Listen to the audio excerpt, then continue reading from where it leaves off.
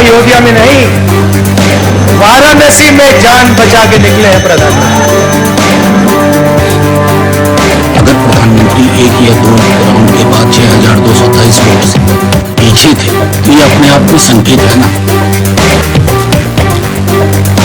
भाजपा ने जो जनता से वादे किए हैं उन वादों को याद दिलाते रहेंगे। रोजगार की बात हो, महंगाई की बात हो, इन सब मुद्दों पे आदरणीय अखिलेश यादव जी संसद में देश की आवाज को बुलंद करने का काम करेंगे।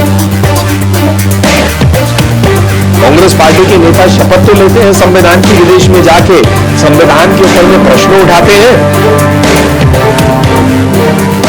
राहुल गांधी जी को यह ध्यान रखना चाहिए, इस देश में पंडित नेहरू के बाद जितनी भी कांग्रेस की सरकारें बनी वो सिंपैथी पे सरकार थी।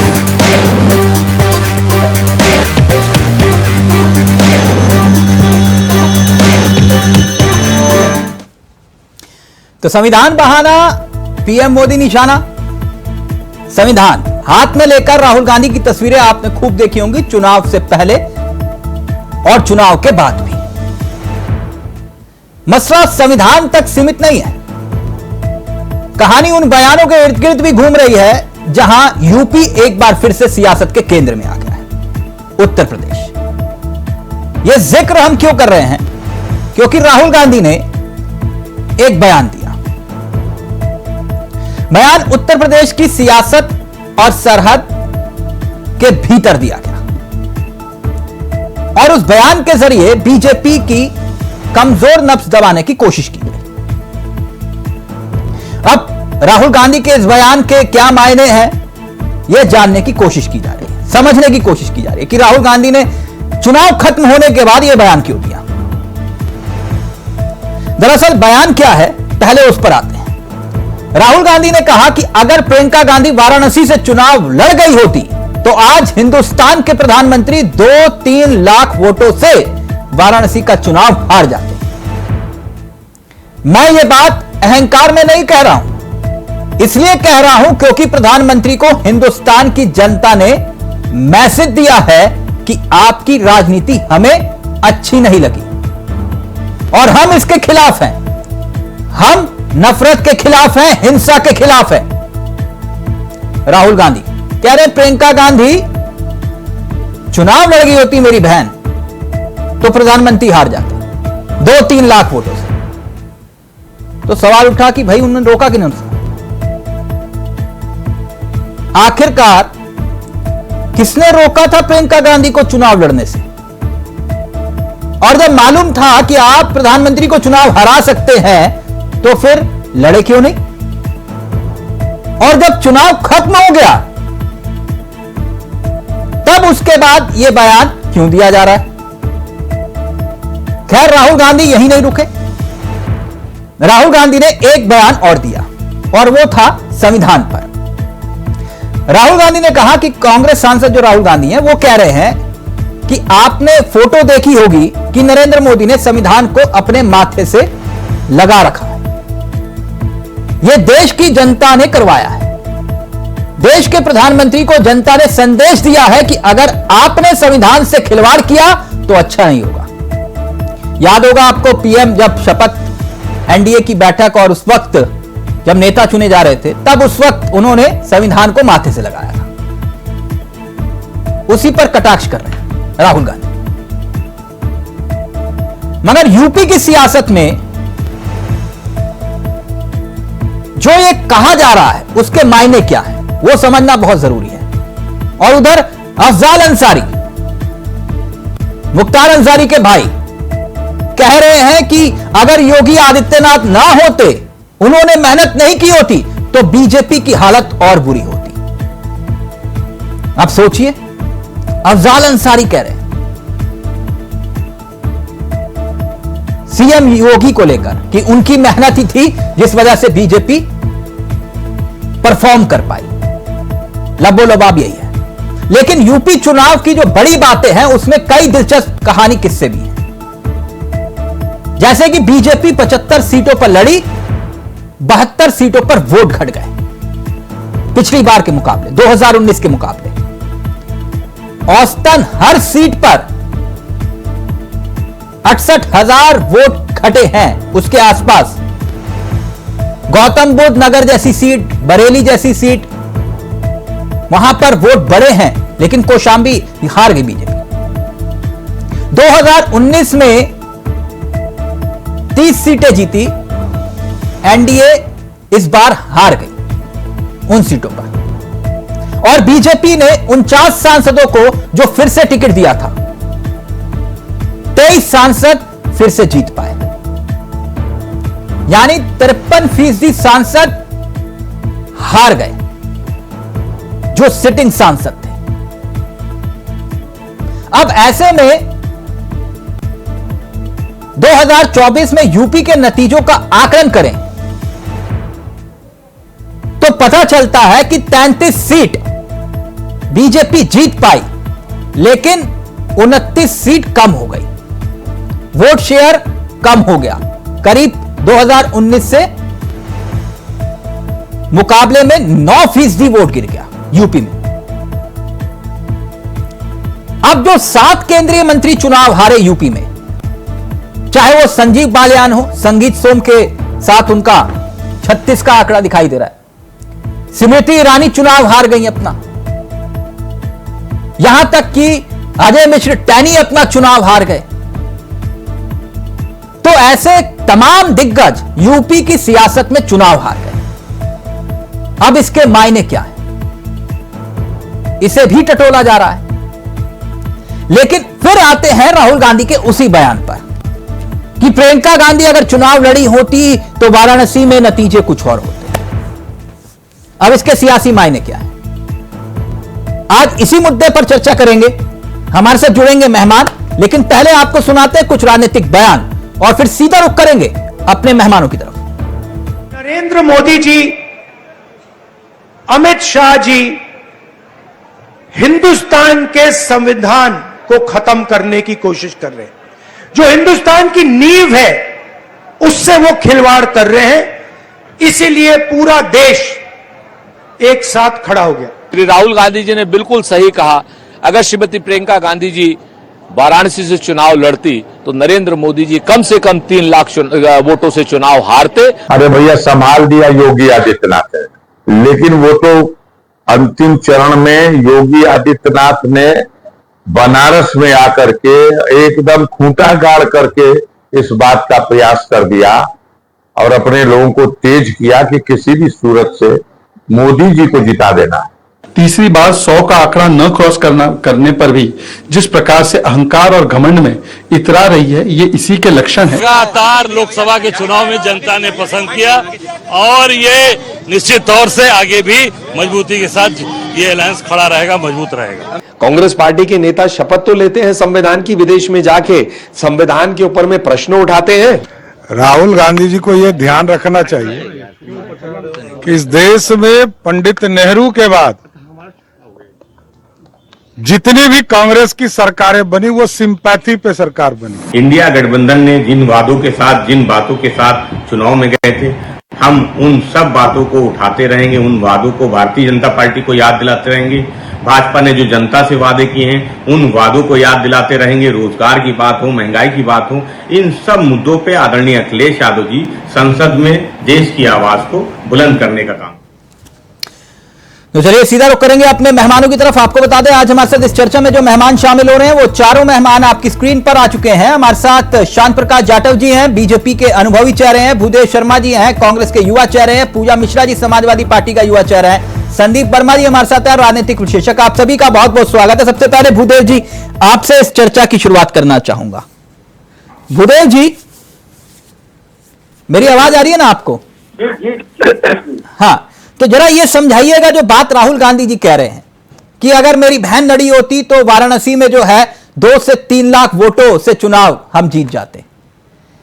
मैं एक बात समझना चाह रहा था, जब गाड़ी रेलवे स्टेशन पर खड़ी थी, ठीक, आपको टाइम भी मालूम था कि कितने बजे गाड़ी प्रस्थान करेगी, टिकट भी आपकी बुक थी, ठीक, तो आप किस बात का इंतजार कर रहे थे कि गाड़ी निकल जाए और फिर आप कह रहे हो कि नहीं, अगर इस गाड़ी में हम चढ़ जाते तो फिर हम मंजिल तक पहुंच जाते। ये तो ठीक वैसे ही हुआ ना कि अगर चाची की मूछें चाचा की तरह होती तो चाचा चाचा होते, चाची चाची ना होती। नहीं भूदेव जी, ये समझ में नहीं आया कुछ बयान।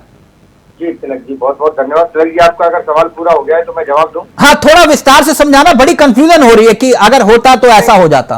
तिलक जी, विस्तार से तो आपने पहले ही समझा दिया। जब आप डिटेल में बता रहे थे तो विस्तार, इसका आंसर तो आपने ही दे दिया, मुझे तो बताने की जरूरत ही नहीं है। सारा कुछ तो आपने समझाया। तो जो मोदी, एक थी मोदी सरकार हुआ करती थी, वो आज एक एनडीए की सरकार हो गई।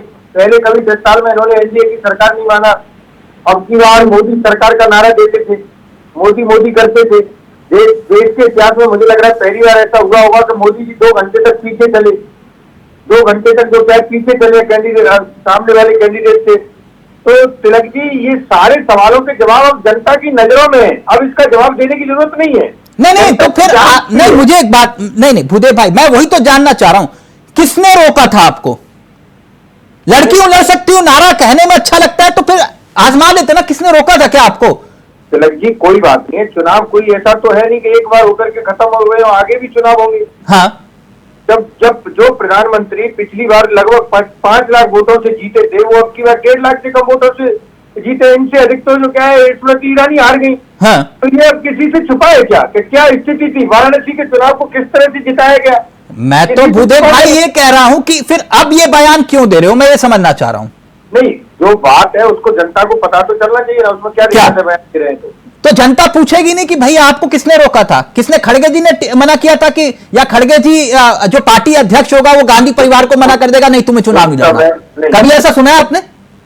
तिलक जी सुनिए तो सही, उस समय जरूरत थी कि देश की सभी सीटों पर जो क्या राहुल गांधी जी प्रचार कर रहे थे, प्रियंका गांधी जी की कैंपेनिंग कर रही थी, तो एक जगह एक सीट पर वो सीमित नहीं रहना चाह रही थी, क्योंकि इस बार का जो चुनाव था वो सबने देखा। मुझे लगता है कि देश के इतिहास में। अच्छा, तो मतलब आप ये कह रहे हैं कि प्रियंका गांधी जो है वो पूरे देश में प्रचार कर रही थी, इस वजह से वो जो है काशी नहीं लड़ी?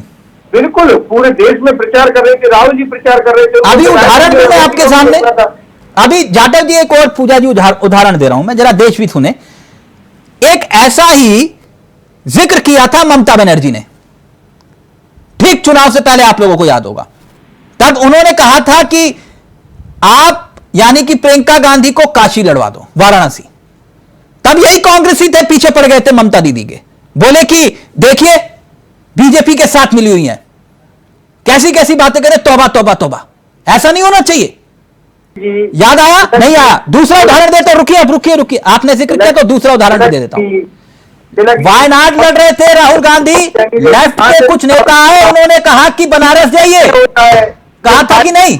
रणनीति होती है, अब ये तो नहीं है, पार्टी की अपनी रणनीति है कि कब किसको कहां से चुनाव लड़ाना है। उस समय जरूरत थी कि देश की सभी सीटों पर प्रचार करना था, हमारी प्रमुख नेता है प्रियंका जी, तो निश्चित तौर पर मुझे लगता है कि एक जगह सिमट करके रहना अच्छी बात नहीं थी। और आपने देखा क्या कैसे इनके जो नेता थे, जो अपने बड़ी बड़ी जीत के दावे कर रहे थे, जो अमेठी में बोलते थे कि अमेठी में ये, अमेठी में वो, कैसे अमेठी की जनता ने उनको नकार दिया, कैसे वाराणसी की जनता ने मोदी जी को नकार दिया। नहीं भूदेव जी ना, संदीप वर्मा जी मैं आपके पास आना चाहूंगा। आप मुझे समझा नहीं पा रहे हैं कि ये बयान उन्होंने क्यों दिया? स्वीकार करना चाहिए। मैं तो तिलक जी कहता हूं, अगर मोदी जी की जगह मैं होता तो मैं इस्तीफा दे देता। अगर मैं तो ये है भूदेव भाई, आप वहां है और मोदी जी कहां है? 2 घंटे तक पीछे रहता और इतना कितने कम वोटों से जीत करके आता तो मैं नैतिक तौर पर इस्तीफा दे देता। तिलक जी, मैं आपके सामने सच बोलता हूं, मैंने आपसे देखो पहले भी कहा था, ये लोग बोल रहे थे कि 400 पार जाएगा, मैंने क्या कहा था आपसे? संदीप जी, अगर ये आपकी जीत है तो आपको मुबारक हो भाई, 100 सीटें लाकर भी अगर आप इसे जीत मान के चल रहे हो तो मेरी तरफ से बधाई लो आप। ठीक, तिलक जी, और लड्डू के पैसे मुझसे ले लेना। गठबंधन की सीटें देखिए ना तिलक जी, 1 मिनट, हम चुनाव मिलकर लड़ रहे थे, ये तो 400 पार अकेले कर रहे थे। 1 मिनट संदीप वर्मा जी, 5 चरण के तिलक जी, 5 चरण के चुनाव के बाद इनकी 375 सीटें हो गई थी, आपको याद नहीं? 1 मिनट रुकिए ना, मुझे तो याद है, मैं आंकड़े दिखा रहा हूं आपको। 1 मिनट रुको ना भूदेव भाई, 1 मिनट रुको ना। उस समय ये बीजेपी के प्रवक्ता हमें बोलने नहीं देते थे।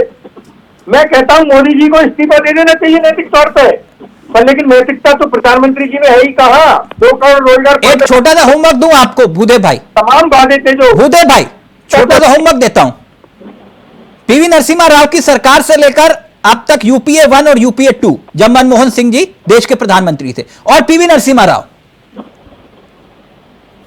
कांग्रेस के पास कितनी सीटें थी?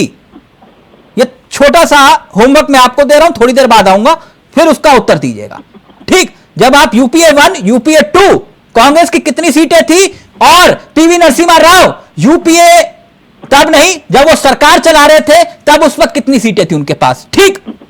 संदीप वर्मा जी, मैं आपसे एक बात जानना चाह रहा हूं। जो बात संदीप जी और उनके पार्टी के बड़े नेता राहुल गांधी जी कह रहे हैं, यह ठीक वैसा है जैसे कि शादी खत्म हुई, कैटरिंग वाला तंबू बंबू सब कुछ उखाड़ के ले गया, हलवाई पैसे लेकर चला गया, तब उसके बाद ये कह रहे हैं कि भैया मुन्नी की शादी नहीं, गुड्डी की शादी अगर हुई होती तो ज्यादा बेहतर होता। ये वर्मा जी समझ में नहीं आया, जरा अगर आप समझा पाए तो। तिलक जी, देखिए जो सबसे बड़ी बात है इनको समझने वाली बात कि कांग्रेस के अंदर आज भी वही विफलता है जो कि इनको पहले मिलती रही है। अपने विफलताओं से सीखने के बजाय एक तो मीडिया पे सवाल खड़ा करना कि आप बीजेपी वाले बोलने नहीं दिए। अरे कौन आपको रोका था बोलने के लिए? किसने मना कर दिया था? बीजेपी वाले हो चाहे सपा वाले हो चाहे कांग्रेस, मीडिया तो सबको मौका देती है। आपको जो मंच पे बैठा के बुलाई है, आपको बोलने के लिए सबसे मैंने मौका दिए। अभी तक तो आप ही बोल रहे थे। पहली बात अरे सुन लीजिए प्रभु, पहले सुनने का क्षमता रखिए। यही कमी है कांग्रेस के अंदर। सुन लीजिए घोटाला करने में नंबर बने। अरे सुन तो लीजिए आप पहले। शेयर फंड के नाम पे, उसके बाद इलेक्ट्रल बॉन्ड के नाम पे, और अब शेयर मार्केट के नाम पे घोटाला करके सुन लीजिए। अरे घोटाले आपकी भैया क्यों हल्ला कर रहे हैं इतना? सुन लीजिए, आपने कहा था प्रियंका गांधी जी ने लड़की हूं लड़ सकती हूं, याद है ना? आपकी भूल गए आप?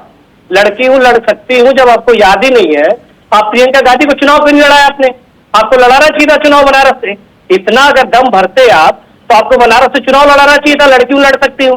अरे आपने तो मेरठ में अर्चना गौतम जी की पिटाई कर दी, जो आपकी प्रत्याशी थी। आप भूल गए क्या? रेखा जी को भूल गए क्या कि आपने उनके दफ्तर में जाकर उनकी पिटाई की? अरे आप लोग ऐसी बातें मत करिए कि प्रियंका गांधी रहती तो जीत जाते 3 लाख वोट से, 4 लाख वोट से। अरे आप प्रभु वोट परसेंटाइल तो देखिए, 1 से 1.5% वोट में कमी आई है। आप अभी 99 सीट पे है, बीजेपी को देखिए 240 से प्लस है। आप समझिए पहले, मेरी बात समझिए, मेरी बात सुनिए पहले, आप समझिए पहले स्टैटिक्स को समझिए मुद्दे जी। मैं आपको बहुत आप स्टैटिक्स पे बात करिए, स्टैटिक्स पे बात करिए, आप डेटा पे बात करिए, स्टैटिक्स पे बात करिए, तब तो बात समझ जाएगी। आप डेटा पे बात नहीं करना चाह रहे हैं, आप बहकाते हैं। आप सुनिए, आप बहकाते हैं, आप सुनिए पहले, आप ध्यान से समझिए। बनारस कोई ऐसी वैसी सीट तो है नहीं। आप देखिए बीजेपी का रिकॉर्ड वहां रहा है, कभी बीजेपी वहां हारी ही नहीं है। जब जब चुनाव लड़ी है मैक्सिमम टाइम पे चुनाव जीती है। आप कैसे कह रहे हैं कि वो बीजेपी अगर वहां पे मोदी जी जो रहते, अगर योगी जी वहां नहीं झंडा काटते तो जो है चुनाव हार जाते? कैसी बात कर रहे हैं? अरे वो जल्दी वहां कोई जातिवाद नहीं है। पहली बात, वहां जातिवाद नहीं है, वहां मुस्लिम भी वोट किया है और हिंदू भी वोट किया है। और रही बात मोदी जी की, तो देखिए वो राष्ट्र की बात करते हैं और राष्ट्र समर्पण उनके अंदर है। जिस दिन राहुल गांधी जी के अंदर राष्ट्र समर्पण की भावना आ जाएगी, राष्ट्र के प्रति बात आ जाएगी, आप देखिएगा कि वो भी आगे जाएंगे। आप अपने पीआर टीम को चेंज कराइए, बदलिए उनको कि जरा राष्ट्र की बात करें, सनातन की बात करें। अरे आप तो राम को भूल गए हैं, अब तो अयोध्या जीत लिया, आप कब जा रहे हैं? ये नहीं वर्मा जी, आज बात दरअसल मसला वही है, रायबरेली, अमेठी और वायनाड, ये तमाम बिंदु हैं और उसके भीतर प्रियंका गांधी को लेकर राहुल गांधी का बयान, सिर्फ वहीं तक बात नहीं है। लेकिन पूजा जी, फिर जाटव जी आपके पास, क्योंकि आज थोड़ा मसला अलग हटके है। पहले जरा मैं प्रियंका जी के पास आऊं। प्रियंका जी, सुबह से मेरा सर दर्द हो रहा है, बड़ा उल्टा पुल्टा मामला हो गया। पूजा जी बड़ा उल्टा पुल्टा मामला हो गया, शब्द भी उल्टे सीधे निकल रहे हैं।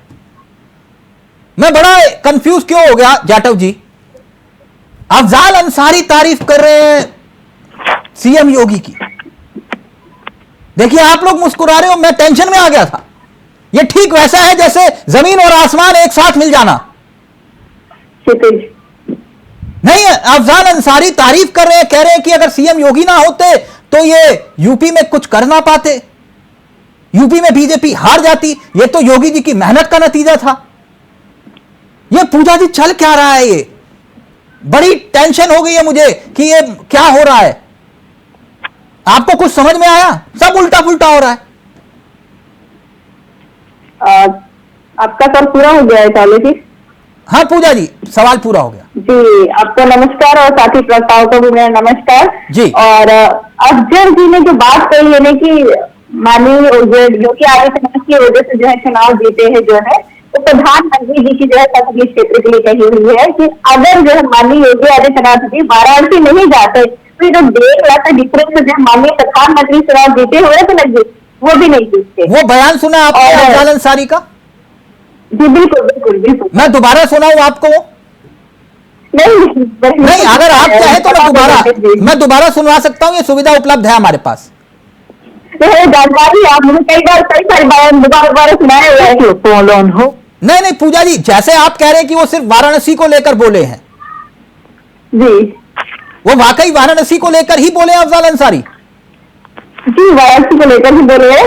और जिस तरीके से जो सेंट्रल की योजनाएं रही है और माननीय योगी आदित्यनाथ ने जिस तरीके से कार्य किया उत्तर प्रदेश से जीतने के जो है कगार पे तो नहीं थे ना माननीय जो है प्रधानमंत्री जी, और जो दूसरे सांसद लड़े थे वो सब भी जिस तरीके से जो चुनाव हुआ है और जनता ने जनादेश दिया हुआ है उत्तर प्रदेश का कि हम जो है धर्म के नाम पे वोट नहीं करेंगे, हम मजहब के नाम पे वोट नहीं करेंगे, हम जाति के नाम पे वोट नहीं करेंगे, हम मैं अफजल अंसारी का बयान आपको सुनाऊंगा कुछ देर में, लेकिन मैं आपसे, चलिए मैं मान गया, चलिए आपने कहा कि वाराणसी को लेकर ही वो बात कह रहे थे। अंसारी बंधु और योगी आदित्यनाथ के बीच का जो मसला है वो जानते हैं ना आप? जी। तब भी इस बयान के कई मायने हैं। अब देखिए जो है आप जी जिस तरीके से आप समझना चाहे समझ सकते हैं, पर ये जो है मैं नहीं समझ रहा, मैं आपसे समझना चाह रहा हूं कि अंसारी जी कह रहे हैं। अंसारी जी ये कह रहे थे माननीय प्रधानमंत्री जी जो चुनाव नहीं जीतने वाले थे, ये तो योगी आदित्यनाथ जी पहुंचे और अपने जो है तंत्र को लगाया और वो जीते। मतलब मान रहे हो ना योगी में दम है? भाई कुछ तो दम रहा ही था कि मुख्यमंत्री बने हैं, अब ये कहने की जो है बिल्कुल ही दम नहीं था, या कांग्रेस में बिल्कुल दम नहीं है, बसपा में बिल्कुल दम नहीं है, समाजवादी पार्टी में बिल्कुल दम नहीं, जितने भी अंसारी कह रहे हैं। अंसारी मैं बार बार इसलिए पूछ रहा हूँ आपसे, मैं समझ रही हूँ आपकी बात को, और मुझे बता कि आप घेरे रहे और आप ये समझ रहे हैं कि जो है मेरे जवाब ऐसे ही आता रहेगा। नहीं पूजा जी, देखिए मैं किसी पर कोई दबाव नहीं बना रहा हूं, मैं सिर्फ इस बात को समझना चाह रहा हूं कि अफजल अंसारी ये कह रहे हैं कि योगी आदित्यनाथ की वजह से ही बीजेपी उत्तर प्रदेश में बेहतर कर पाई। उत्तर प्रदेश की मैंने पहले ही बोला कि जो है वाराणसी की बात कर रहे हैं कि अगर वाराणसी में जब माननीय योगी आदित्यनाथ नहीं जाते तो जो है वो बेहतर कर पाते। अगर उत्तर प्रदेश की कंटेस्ट में कह रहे होंगे तो आपके समझ के लिए कटाक्ष है। अच्छा, वो भी कटाक्ष है? मालूम है कि वो क्या कहना चाह रहे हैं, और आपको समझ में आ रहा है कि आप एक सांसद क्या बोल रहे हैं योगी आदित्यनाथ के बारे में? जी जी जी, और बता रहे हो कि वो योगी आदित्यनाथ ना होते तो बीजेपी हार जाती। नहीं, वो बता रहे कि माननीय योगी आदित्यनाथ कार्य किए होते तो चुनाव जीतते, उन्होंने कार्य नहीं किया है इसलिए जो बीजेपी यहाँ पे हार रही है। उत्तर प्रदेश की जिम्मेदारी तो जो ऊपर ही होती है ना। कुछ देर बाद मैं अफजल अंसारी का बयान भी आपको सुनाऊंगा, जो बात आप कह रहे हैं, लेकिन अब मैं जाटव जी के पास जाना चाहूंगा। जाटव जी, ये तो सब उल्टा पुल्टा हो रहा है, जैसे मैंने पूजा जी को कहा, सब उल्टा पुल्टा हो रहा है, कुछ समझ में नहीं आ रहा। अफजल अंसारी कह रहे हैं कि भाई योगी आदित्यनाथ थे तभी बीजेपी जीत गई, मतलब बीजेपी अच्छा परफॉर्म कर पाई, और दूसरी तरफ राहुल कह रहे हैं कि अगर प्रियंका गांधी लड़ी होती वाराणसी तो नतीजा कुछ और होता। और सबसे बड़ी बात, जिन भागवत जी के बयान को लेकर अक्सर कांग्रेस बाहें चढ़ाया करती थी, पूजा जी और भूदेव शर्मा, अब वही भागवत जी के बोल इनको बहुत पसंद आ रहे हैं। कह रहे हैं कि वाह भागवत जी, क्या टाइमिंग है, क्या जबरदस्त बोला आपने मोदी जी को लेकर। ये चल क्या रहा है? 360 डिग्री में सियासत घूम रही है जाटव जी, नहीं?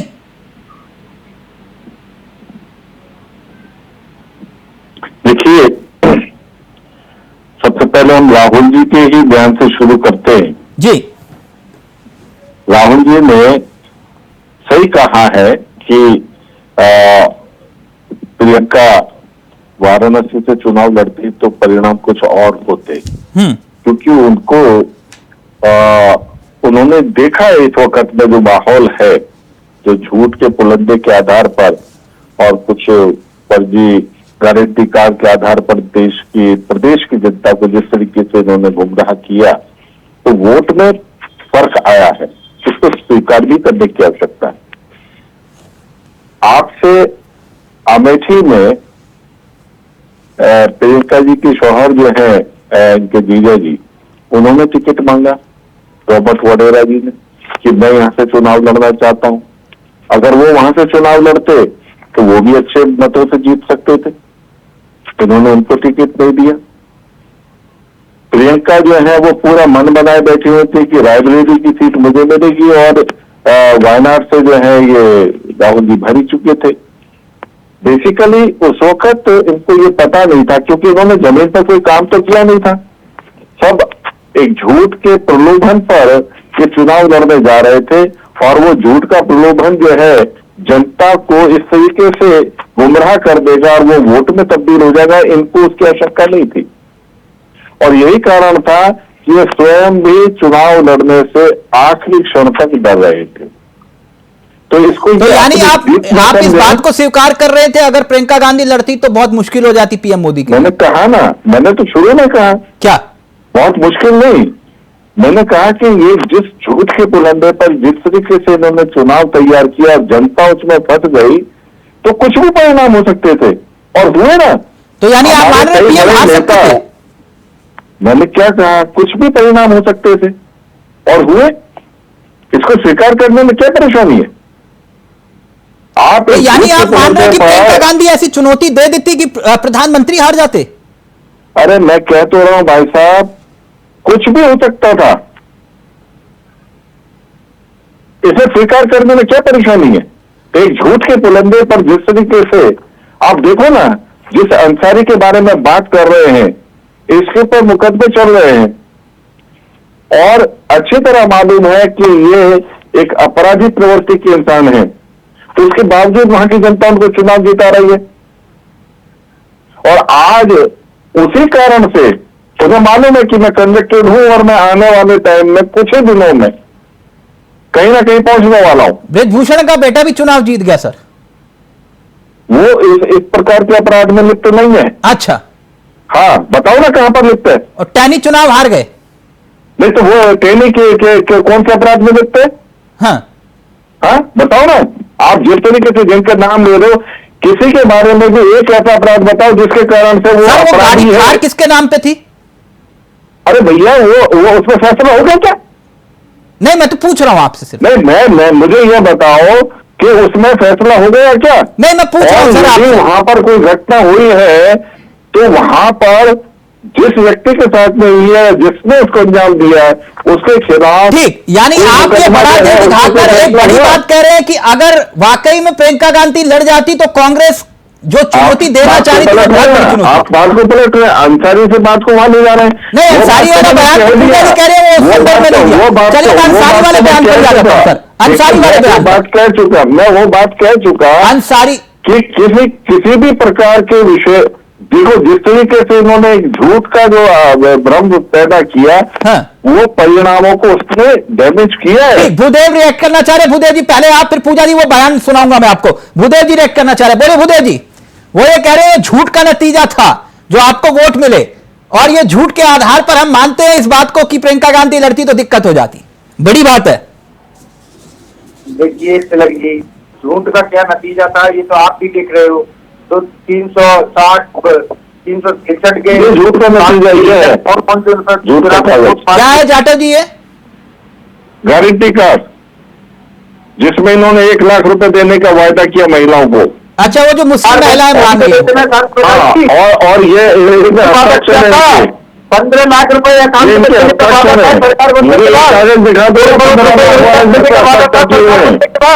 इस पे हस्ताक्षर किए हुए हैं आपने, इस पे हस्ताक्षर किए हुए हैं।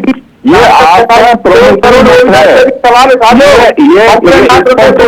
आपने प्रलोभन दिया है जनता को, इसके कारण से आपने जनता को गुमराह कर दिया। अदरवाइज तो आप 9 स्टेट में जहां पर आपकी खुद की सरकार है वहां पर 0 पर है। हिमाचल प्रदेश में आपका खाता नहीं खुला, आंध्र प्रदेश में आपका खाता नहीं खुला, मध्य प्रदेश में आप पेपर पाए, आप सीटें लेकर के अपने को नेता घोषित कर रहे हैं। सुन लीजिए, अरे कम से कम आप ये तो देखो। अरे भूपेंद्र जी, मैं भूपेंद्र सारी बात सुन रहा हूँ आपकी, कोई बात नहीं, सुनूंगा आपकी बात भी सुनूंगा। सुन लीजिए, कब बोलना जब मैं सुनने की पोजीशन में हूँ, अभी मैं बोल रहा हूँ, मैं सुन नहीं पा रहा। अरे आपका सुन रहे मगर कम से कम इस चीज को आप इस चीज पर गुनाह करो, आपका काम किया ना, थोड़ा सा क्या झूठ। चलो आप बोलो पहले, आप बोलो 2 करोड़ रोजगार मोदी जी ने वादा किया था। और भैया ये सारी बातें सुन चुके, आप तो सब्र नहीं है क्या थोड़ा सा सुनने की? आप अभी मेरी बात तो सुनो, आपको तो मैं सुनने का भी धैर्य रखिए ना। अरे भैया नहीं, अरे भैया सुनो, जरूरी है क्या सुनने की क्षमता?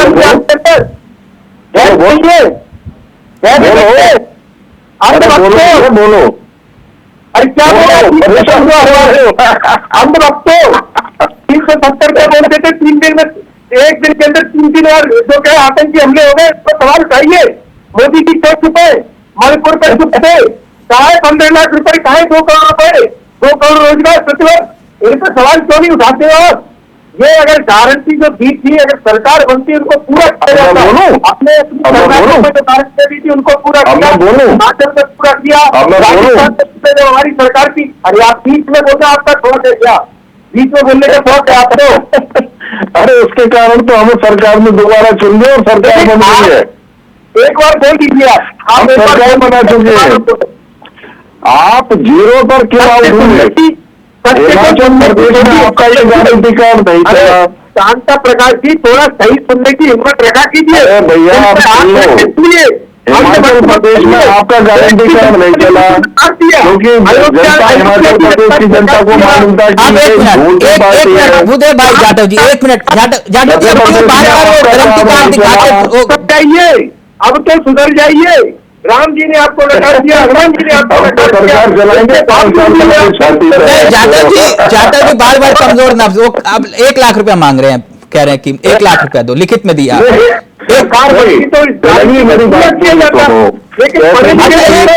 पूजा जी के पास ध्यान देके आ जाते हैं, सुबह सुबह बात पढ़ के आ जाते हैं। संदीप वर्मा के पास जाऊंगा मैं, 1 मिनट सर। मोदी जी की तो सरकार बनी, 2 करोड़ रोजगार, 15 आप जाटव जी वो हटा दीजिए, आप एक बात प्लीज, वो हटवा दिया मैंने, भाई वो हटवा दिया जाटव जी ने, हटा दिया वो आपका गारंटी कार्ड।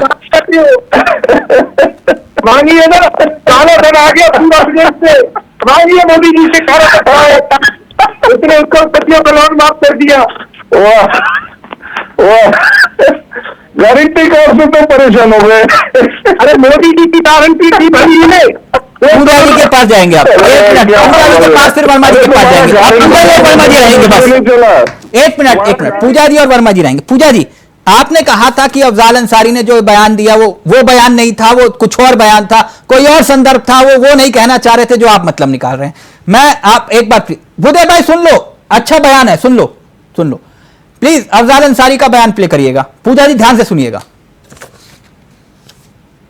भैया संभाल दिया योगी आदित्यनाथ है, लेकिन वो तो अंतिम चरण में योगी आदित्यनाथ ने बनारस में आकर के एकदम खूंटा गाड़ करके इस बात का प्रयास कर दिया और अपने लोगों को तेज किया कि किसी भी सूरत से मोदी जी को जिता देना। और नहीं, यकीन मानिए मोदी जी भी चुनाव हार गए होते अगर इतना मजबूती से योगी आदित्यनाथ लड़े। हमारा ये मानना है कि 33 सीट जो मिली है उसमें 30 सीट योगी आदित्यनाथ के प्रयासों, मेहनत और उनके चेहरे पर 30 सीट लौट के आ गई। 3 सीट होगी जो भारतीय जनता पार्टी, उनका समीकरण या मोदी जी के चेहरे पर आई होगी। पूजा जी, ना मैंने तोड़ा ना मरोड़ा, जो उन्होंने बोला मैंने वो दिखा दिया। उनका कहना यह है कि एक तो वाराणसी सीट अगर खुद योगी मोर्चा ना संभालते तो वाराणसी भी जाती। दूसरी बात, वो ये कह रहे 33 में से 30 सीटें अकेले दम पर योगी जितवा के लाए। मैंने तोड़ा नहीं है कुछ, आप बोलिए। जी बिल्कुल, जानकारी है। बोलिए ना। तिलक जी मैं बोल रही हूँ। मुझे लगता है कि जो है ये अफजल अंसारी जी को लगता है कि ये जो है 33 सीटों में से 30 सीटें जो है मान लीजिए आदित्यनाथ की लेके आए, अदरवाइज ये भी नहीं आती। पर अगर जिस मजहबी पार्टी की बात करें तो मुझे लगता है कि वो फंसा ही लगता होगा, या फिर इनको कुछ और मतलब होगा जो हम लोग नहीं निकाल पा रहे होंगे, वो नहीं बता पाएंगे। मतलब मैं समझा नहीं आपकी बात। अब ये जो अफजल अंसारी जी से दोबारा एक बार इंटरव्यू करके एक बार पता चलेगा। नहीं, अगर आप विस्तार से समझा पाए तो मैं समझ जाऊंगा, समझाइए प्लीज। नहीं, विस्तार से हम नहीं समझा पाएंगे क्योंकि वो उनके वक्तव्य है। मैं पार्टी का स्टैंड बता सकती हूँ, पार्टी क्या चलता है। नहीं, कल तक तो यही अंसारी जी के आपको बोल बहुत अच्छे लगते थे, वही ये कह रहे 30 सीटें तो योगी जी जितवा के लाए हैं इनको। हाँ, उनका कितना होगा, उनको ऑब्जर्वेशन कहता होगा कि 30 सीटें जो योगी आदित्यनाथ कर गए हैं। हमारा ऑब्जर्वेशन नहीं कहता है, पार्टी का ऑब्जर्वेशन ये नहीं कहता है। तो ये उल्टा पुल्टा क्यों हो रहा है? अंसारी कह रहे हैं, ये तो जो माननीय अंसारी जी ही बता सकते हैं। संदीप जी ये फंस गए क्या सपा अंसारी के बयान से? ये क्यों बोल रहे हैं? ये पहले पूजा जी कह रही थी कि नहीं ऐसे नहीं, ये तो वही अगर नहीं मगर होगा, मगर नहीं अगर होगा। राहुल गांधी की तरह अगर मगर वाली बात कह रही है। बोलना चाह रही थी तिलक जी, देखिए एक्चुअल में क्या है, सपा वालों का तो चरित्र का कुछ पता नहीं होता, वो कब क्या बोलेंगे कब क्या कहेंगे।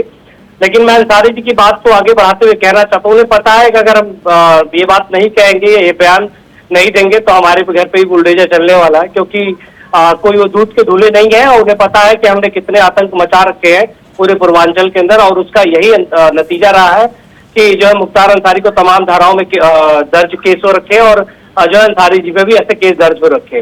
जहां तक रही बात की कांग्रेस की, कि कांग्रेस में महिलाएं खोज रही हैं, और महिलाएं क्या खोज रही हैं, वो 8,500 रुपए के लिए खोज रही है। दफ्तर जा रही है, दफ्तर लखनऊ हो या फिर जो है बनारस हो या फिर जो है दिल्ली हो, हर दफ्तर में खोज रही है। मेरे का लेके बोल रहा है वो खोज रही है 8,500 रुपए कब मिलेंगे, 8,500 रुपए कब मिलेंगे?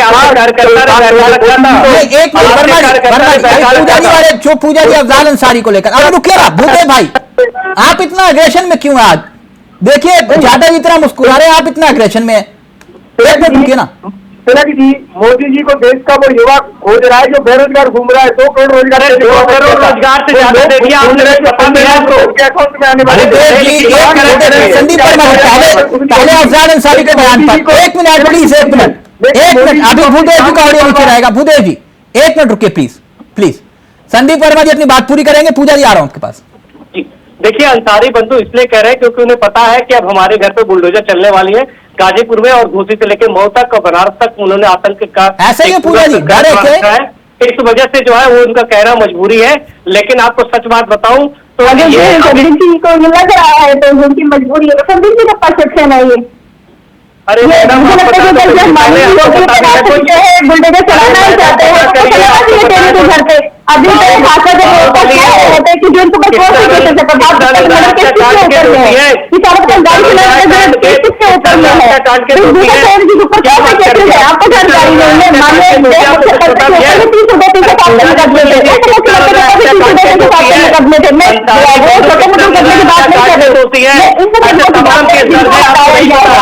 और नहीं पता तमाम ऐसे केस दर्ज है।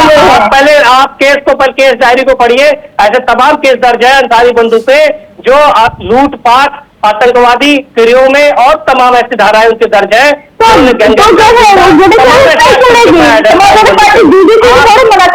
समाजवादी पार्टी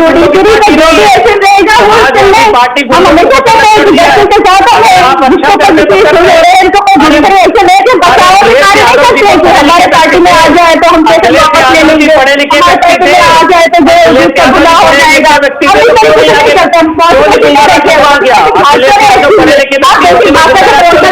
बहस कर रहे हैं,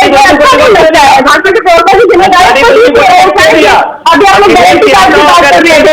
अगर शायद भाजपा के प्रवक्ता ये जो मैनिफेस्टो है, अपने मैनिफेस्टो जो है अपने 2019 का, तो उस तरह से उत्तर प्रदेश में खाने पर जाती है। बताने कार्य जो किए हुए हैं उत्तर प्रदेश में कार्य नहीं किया हुआ है। आपने जो है मध्य प्रदेश में नहीं मिला, राम जी की बात नहीं मिला। दोषी बलिया से आपको भी टिकट दे सकते थे पूजा जी। पढ़े लिखे व्यक्ति को टिकट दीजिए, मत दीजिए।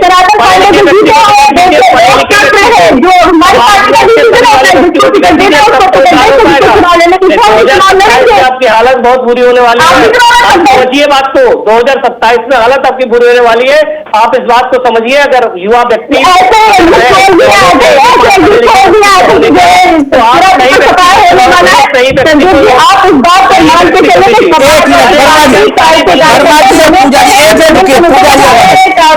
आप भी ठीक वैसी बात कह रहे हैं जैसे राहुल गांधी कह रहे हैं कि भाई अगर लड़े होते तो ऐसा हो जाता वैसा हो जाता।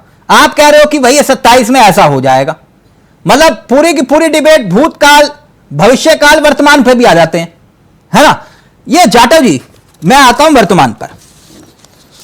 उत्तर प्रदेश के संदर्भ में भूदेव भाई कॉपी पेन ले लो, बाद में कुछ काम आएगा। ये आंकड़े में पढ़ रहा हूं। उत्तर प्रदेश के संदर्भ में बीजेपी 75 सीटों पर चुनाव लड़ी। जाटव जी समझिएगा कितना गंभीर विषय है, बीजेपी के लिए कितना बड़ा अलार्म है ये। बीजेपी 75 सीटों पर चुनाव लड़ी और 72 सीटें, 72 सीटों पर आपके वोट घट गए। 2019 के मुकाबले हर सीट पर औसतन 66 से 67 हजार तक आपके वोट घटे। ये वोट घटे हैं सर आपके। 2019 में 30 सीटें जो जीती आपने, एनडीए इस बार वो हार गई। यानी कि अगर मैं देखूं तो 2019 में जीती हुई 30 सीटें एनडीए इस बार चुनाव हार गई और बीजेपी के 49 सांसदों को जो टिकट आपने दिया, रिपीट किया, सिर्फ 23 ही जीत पाए। यानी कि 53% सांसद चुनाव हार गए। क्या ये सब आप कह रहे हैं कि ये झूठ का गुब्बारा था विपक्ष का, जिस वजह से आपके सांसद चुनाव हारे? आप ये कह रहे हैं सर जाटव जी? हाँ बिल्कुल, मैं इसमें बिल्कुल गुरेज नहीं है। देखिए क्या है, 75 हम वैसे तो हमेशा 40-45 सीटों पर पैकअप हो जाया करते थे। मैं सही मायने में तो यह है कि इस बार जो है 2014 और 2019 का जो चुनाव है उसके आप जनता को बेवकूफ मान रहे हैं? सुने मेरी बात को? नहीं, आपके मुताबिक तो यही हुआ सर। आपने 80 के 80 का टारगेट रखा था। अभी मैं बोला तो हूं, नहीं सुन तो लो। तो देखो इस बार क्या हुआ है, इन दोनों का गठबंधन हो गया और एक झूठ का जो मैंने अभी गारंटी कार्ड दिखाया, इसका प्रचार हुआ और साथ ही साथ मायावती जो है उनके साथ में जो 20% जो वोट उनके साथ में इंटैक्ट था, वो एक आरक्षण खत्म हो जाएगा, संविधान बदल दिया जाएगा, इस प्रकार का एक दुष्प्रचार। यानी बीएसपी का साथ नहीं मिला आपको, इस वजह से आप हार गए। यानी आप मान रहे हैं आप बीएसपी आपकी बी टीम है? जी, यानी आप मान रहे हैं बीएसपी चुनाव नहीं लड़ी, इस वजह का नुकसान आपको हुआ? नहीं, मायावती एक बहुत बड़ा बहुमत अपने साथ में रखती है, उनके साथ इंटैक्ट था। क्यों आपकी बी टीम है क्या बीएसपी? उसके आधार पर वो उत्तर प्रदेश की मुख्यमंत्री भी रही। तो इनफैक्ट क्या है कि इसलिए जो उनके साथ वोट जो था वो इस दुष्प्रचार के कारण, जो 20-22% वोट था, दुष्प्रचार के कारण उनसे छूट करके कांग्रेस और सपा को चला गया। अच्छा, जिसमें बेसिकली सबसे ज्यादा शेड्यूल कास्ट का वोट था। और मायावती जी ने जिस तरीके से मुस्लिम्स को जो टिकट वितरण किए थे, वो वोट जो है उसको छूट करके जाना बहुत आसान था। तो इस कारण से ये वोट का जो प्रतिशत जो घटा है हमारे पक्ष में, ये स्पष्ट दिखाई दे रहा है। क्योंकि वो अच्छा, फिर एक माहौल जिस तरीके से कि झूठ के पुलंदे को लेकर के जो क्रिएट हुआ, तो उसके कारण जनता ने मोदी की गारंटी पर यकीन क्यों नहीं किया? आप ही की बात जाटव जी, जनता ने मोदी की गारंटी पर यकीन क्यों नहीं किया? क्योंकि जिस तरीके से एक अमाउंट इन्होंने सामने रखा ना कि 1 लाख रुपया देंगे, वो 1 लाख रुपए का जो अमाउंट है, तो आप अयोध्या क्यों हार गए? 1500 रुपए नहीं दे पा रहे। अयोध्या क्यों हार गए? हिमाचल प्रदेश में, तिलक जी सुनो जरा, एकदम बात को पूरा होने दिया करो ना। 1500 रुपए तिलक जी ये हिमाचल प्रदेश में नहीं दे पा रहे, ये कर्नाटक में नहीं शुरू कर पाए अभी तक, और ये यहाँ पर इन्होंने कह दिया कि हम 1 लाख रुपए अयोध्या क्यों हार गए, पहले ये बता दो। अयोध्या क्यों हार गए, पूजा जी पूछ रही हैं। नहीं ठीक है, अयोध्या देखो, बेसिकली अयोध्या के बारे में भी मैं बहुत स्पष्ट कर दूं, ये जो लोकसभा सीट है वो जो है फैजाबाद है और अयोध्या उसमें विधानसभा है, तो विधानसभा अयोध्या में सर्वाधिक वोट भाजपा को मिले हैं, इसलिए हम अयोध्या नहीं हारे।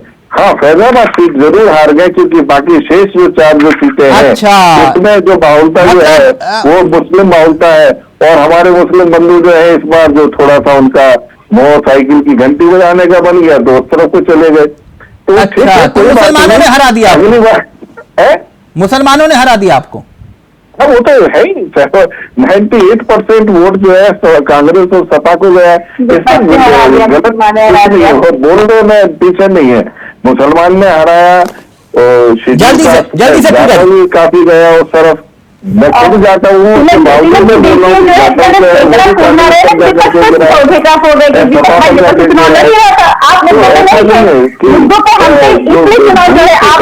उत्तर प्रदेश में, और जो आप कह रहे कि आप प्रधानमंत्री के नाम में माननीय प्रधानमंत्री जी जो है प्रधानमंत्री का वोट लेना चाहिए था, कब नहीं लेना चाहिए था, क्योंकि उनके नाम पे जो वोट नहीं पड़े हुए हैं, धर्म के नाम पे तो वोट नहीं पड़े हैं। भगवान श्री राम, तिलक जी मैंने हमेशा बोला था कि भगवान श्री राम जी नहीं चाहते कि उनके नाम पे राजनीति हो, और उन्होंने साबित कर दिया कि भगवान श्री राम जी नहीं चाहते कि उनके नाम पे राजनीति हो। अगर आपको राजनीति करी तो मुद्दों की राजनीति करिए। अब भाजपा के प्रवक्ता बार-बार जो है कांग्रेस का दिखा रहे मैनिफेस्टो, मुझे लगता है कि अगर 2019 का मैनिफेस्टो आप जो अपने सरकार को दिखा देते तो ज्यादा सही रहता। आप बता देते कि हाँ 2 करोड़ लोग कब जा रहे हैं, रहोगे कांग्रेस आपको बताते जाएंगे सीटों पर यात्रा निकाल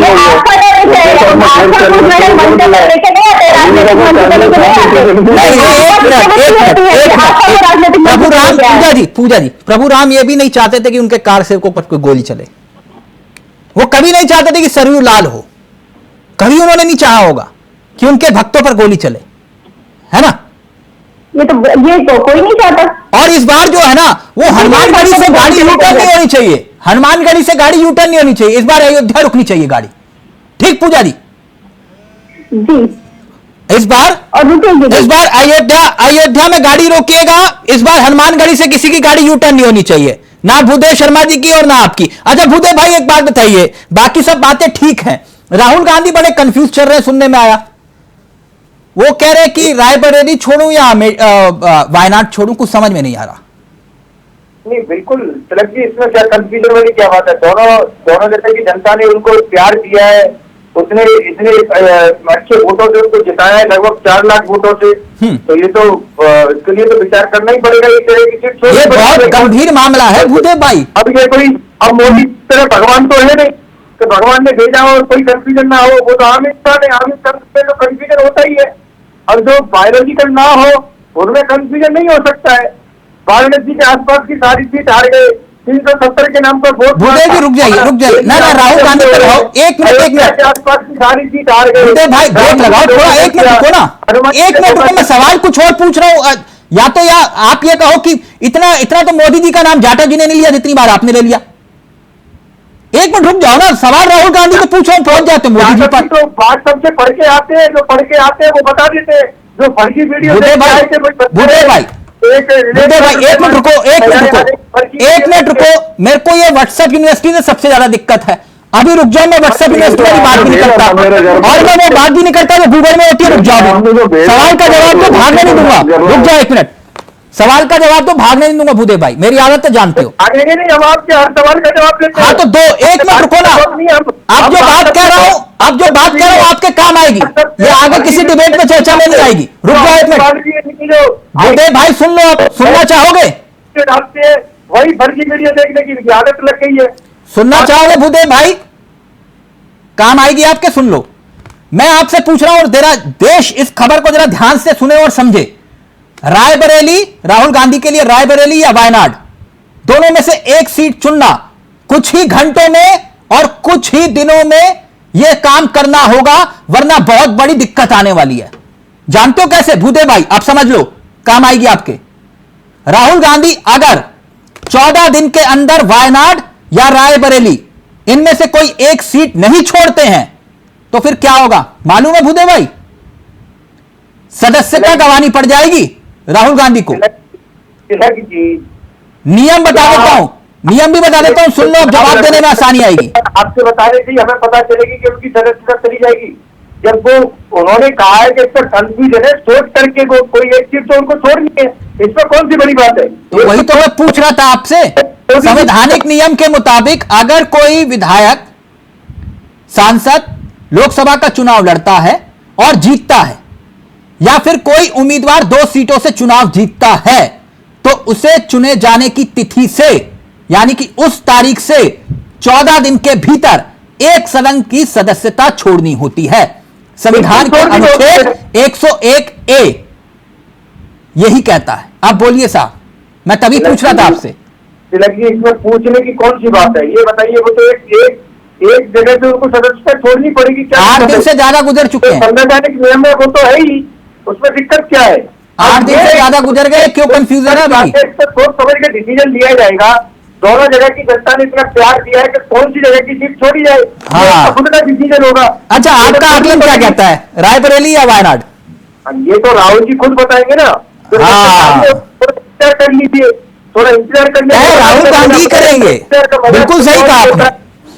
जैसे आप लोग कह रहे थे ना कि भाई रायबरेली लड़ेंगे या अमेठी लड़ेंगे, ये संगठन तय करेगा, ये संगठन तय करेगा कि राहुल गांधी अमेठी लड़े या रायबरेली। क्या राहुल गांधी को करना था? ठीक भूदेव भाई, तिलक जी के संगठन काम नहीं करता, सिर्फ राहुल गांधी जी काम करता है। लड़ना एक अलग प्रक्रिया है। संदीप परमारी यादव जी को फाइनल कमेंट। छोड़ना को सुनिए, आप क्या संगठन राहुल जी फैसला करेंगे? संगठन काम नहीं करता है।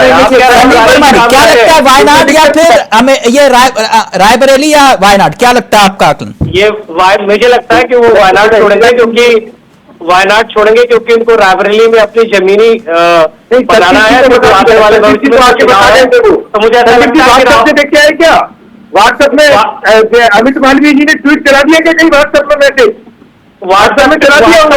व्हाट्सएप से पढ़े लिखे आप होंगे, व्हाट्सएप से पढ़े लिखे आप लोगों के लिए आप अपने एजुकेशन को आप देखिए, आप अरे राहुल जी तो आलू में सोना निकालते हैं, वो राहुल जी कहते हैं सोना निकलना, राहुल का मतलब सोना है, तब आपको आलू का मतलब सोना है। अरे उनके सुन तो लीजिए, राहुल गांधी जी के इतने बड़े आप महिमा आवंटन कर रहे हैं, सुन लीजिए, राहुल गांधी तो आलू में तो सोना निकालते हैं, कुछ पता होता है आप? राहुल गांधी आलू में तो सोना निकालते हैं, सोना निकालते इटली जाने वाले हैं, सोना निकालते इटली जाने वाले हैं। अरे वो यात्रा पे जाने वाले हैं, छुट्टी पे जाने वाले हैं। वर्मा जी और शर्मा जी छुट्टी पे जाने वाले हैं, अरे छुट्टी पे जाने वाले हैं। वर्मा जी और शर्मा जी दोनों का ऑडियो नीचे। वर्मा जी और शर्मा जी दोनों का ऑडियो नीचे। अभी वर्मा जी, वो आलू से सोने वाला पूरा बयान सुना आपने? 1 मिनट, वर्मा जी और शर्मा जी का ऑडियो नीचे। सुना आपने पूरा वो बयान आलू से सोने वाला? देखिए, मेरे कार्यक्रम में ना तथ्यों को थोड़ा प्लीज, मैं उस टाइप का हूं नहीं वर्मा जी, ये सब लोग पैनल में बैठे हुए जानते हैं, मैं उस टाइप का हूं नहीं, तो इसलिए थोड़ा तथ्यों को तोड़ मरोड़ के मेरे सामने नहीं। मोर मैं व्हाट्सएप यूनिवर्सिटी पे यकीन करता हूं।